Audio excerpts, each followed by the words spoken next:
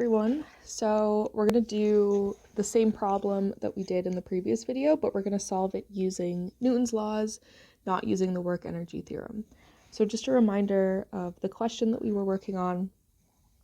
Part 1, we're calculating the normal force at point C, so right here.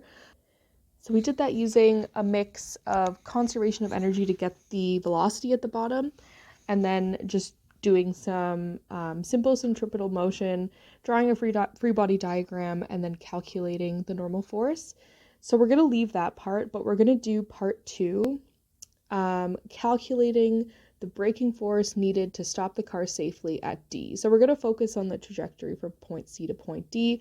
I'm going to use the velocity that we calculated in the last video, and that's going to help us get everything we need.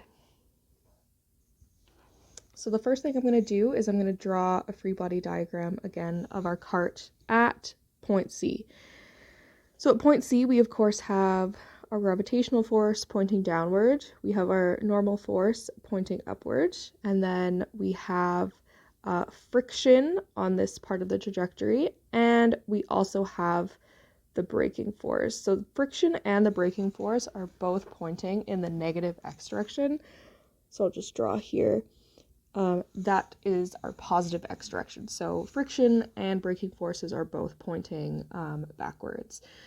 So let's do some of our forces. We'll do both in the y and in the x. So let's do the y first. That'll be maybe a little bit easier. Our cart is not moving in the y direction, only in the x direction. So the sum of the forces should be equal to 0. There is no acceleration in the y direction. Then we can write it as Fn minus Fg, and this is helpful because this just tells us that our normal force is equal to our gravitational force, which is just equal to mg. So there's sum of forces in the y.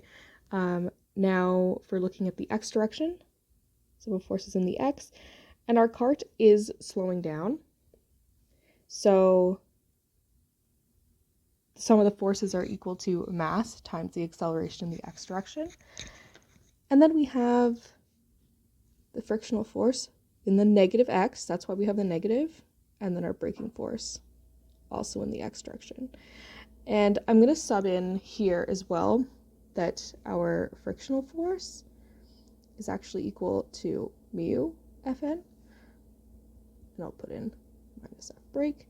And then as kind of a last step, from our sum of forces in the x, we know that the normal force is just equal to mass times gravity. I'm just going to rewrite everything down here.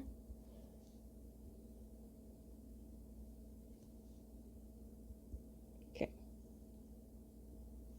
So what I'm going to do here, we want to get the braking force. That's what we're solving for. We have the coefficient of friction that's given to us. It's 0.62. We have the mass, we have the gravity. The one thing that we do not have is the acceleration.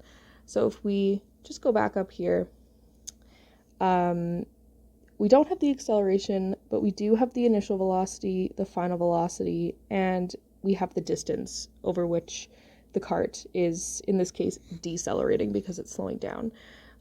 So there is a kinematics equation that we can use to solve for acceleration. It's this one. V final squared equals V initial squared plus 2AD.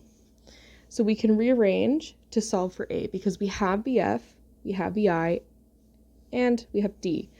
So if we rearrange to solve for acceleration, this is what we'll get.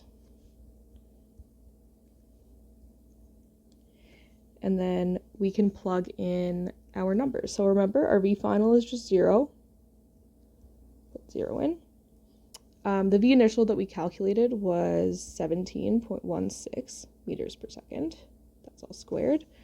And then our distance is 50 meters.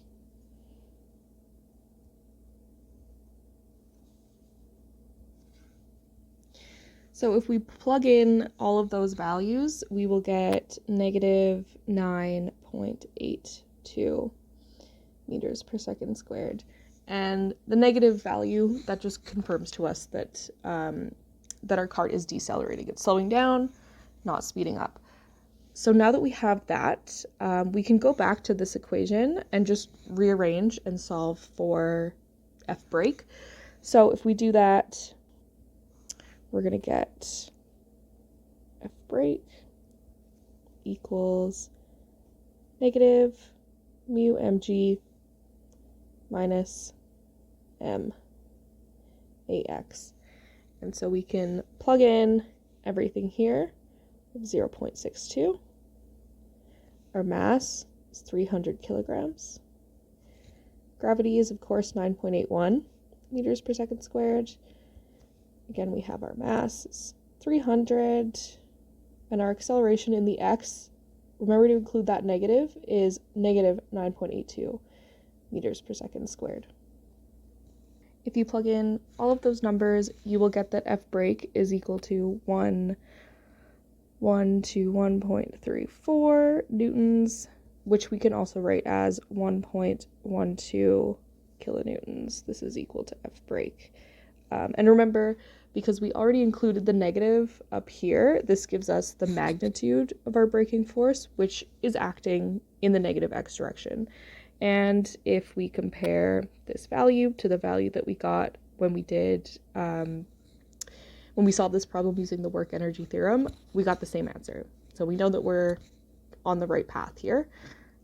So as with most problems, you can solve things multiple ways. You can solve things using work and energy, or you can do them using Newton's laws. Some will be more straightforward than others. This allows you to avoid going at all into the energy and calculating the force directly, rather than calculating the work done first and then getting the force, but you get the same answer both ways.